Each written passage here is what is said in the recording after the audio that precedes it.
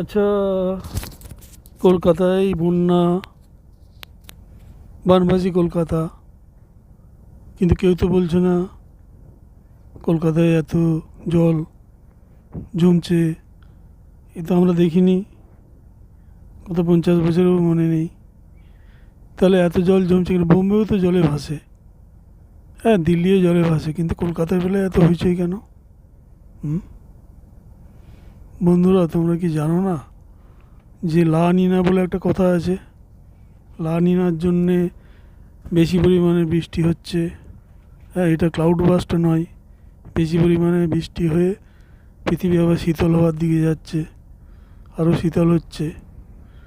যেমন গ্লোবাল ওয়ার্মিংয়ে বেশি গরম, সেরকম বেশি ঠান্ডা, বেশি বৃষ্টি মানে বেশি ঠান্ডা। তাহলে সেটাই হচ্ছে লা নিনার জন্যে কলকাতা জলে ডুবলো, এটা তো কেউ বলছে না।